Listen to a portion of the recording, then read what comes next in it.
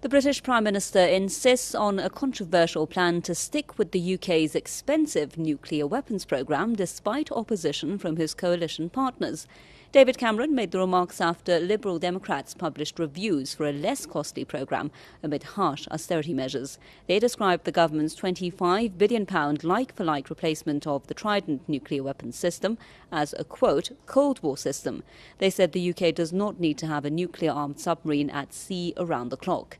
But Cameron says his policy will not change. Government officials have also criticised the Liberal Democrats for their proposal.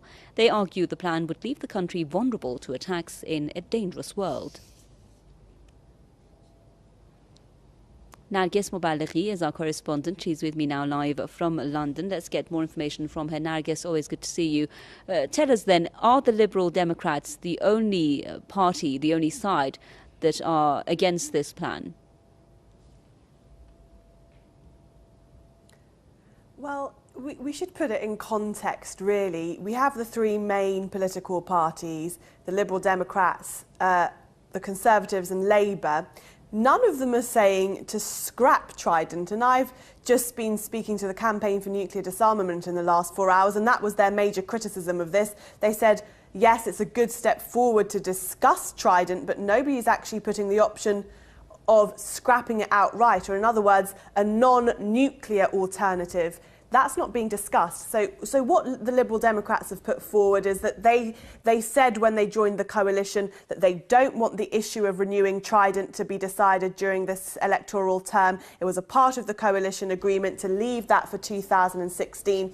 They've done this review, and what they found is actually they can't find a cost-effective alternative. Instead, what they're saying is, let's cut down our submarines from 4 until 2. So instead of having a submarine out in the sea 24 hours a day, let's only put it there when the threat is higher. That is still a significant change in nuclear posturing from Britain, and as we've heard, David Cameron's come out and rejected that outright. Labour's not saying much, and I think that's quite interesting, because going towards the next general election, we could see another hung parliament, and if we saw another hung parliament and there was a Labour Liberal Democrat coalition rather than a Tory Liberal Democrat coalition, the issue of Trident might be looked at very differently, and we could very well see Britain downsizing its Trident nuclear weapons, although I think we're very, very far away from the discussion of scrapping it altogether.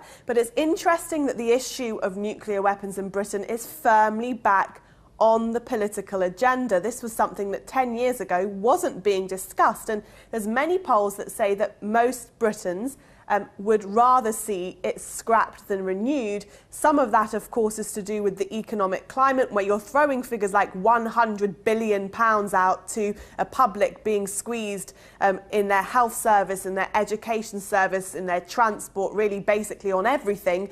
They don't really see why they should be spending so much money on these nuclear weapons. And you mentioned the key word there, Cold War. This kind of nuclear weaponry, these massive submarines, these high costs are seen kind of out of date now by many critics, saying it's from an era gone by, and there's better ways of dealing with defence in the modern world.